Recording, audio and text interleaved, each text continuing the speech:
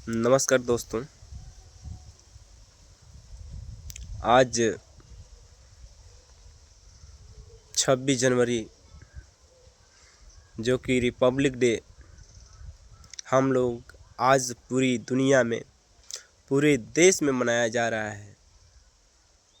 आज ये 26 जनवरी गणतंत्र दिवस ये मनाया किस रूप में जाता है, क्यों मनाया जाता है, इसके बारे में आप लोग जानते हैं तो सुनिए। नहीं जानते हैं तो उसी के बारे में बताने के लिए आज आप लोगों के बीच में मैं आया हूँ। तो 26 जनवरी सन 1950 को हमारा देश पूरी तरीके से आज़ाद हुआ और आज ही के दिन 26 जनवरी के दिन ही हमारा देश पूर्ण रूप से आज़ाद होता है। तो इस दिन हमारे देश को सुंदर सा संविधान डॉक्टर भीमराव अंबेडकर जी देते हैं और भारत को आज़ाद करने में बहुत बड़ी रोल है।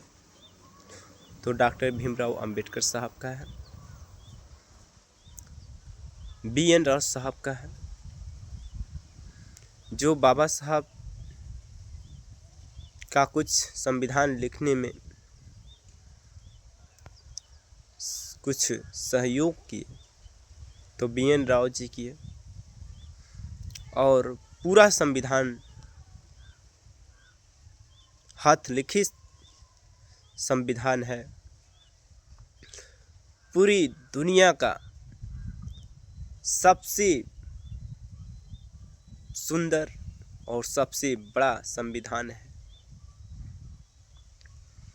आज कहीं भी कोई क्राइम होता है या कहीं कोई किसी पे कोई अत्याचार होता है या किसी को प्रताड़ित किया जाता है तो हम सभी लोग संविधान का किताब लेकर के हम थाने में पहुंच जाते हैं न्याय के लिए, कोर्ट में चले जाते हैं, दीवानी में चले जाते हैं न्याय मांगने के लिए।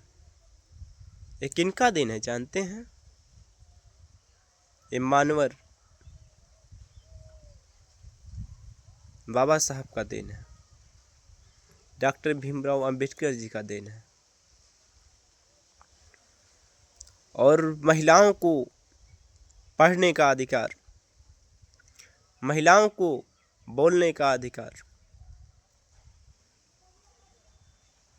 ये सारा चीज़ बाबा साहब डॉक्टर भीमराव अंबेडकर जी ने संविधान में दिया। उस महान व्यक्ति डॉक्टर भीमराव अंबेडकर जी के चरणों में श्रद्धा का सुमन अर्पित करते हुए आज के दिन मैं दिल से बधाई देता हूँ। आज यदि संविधान हमारे देश में न होता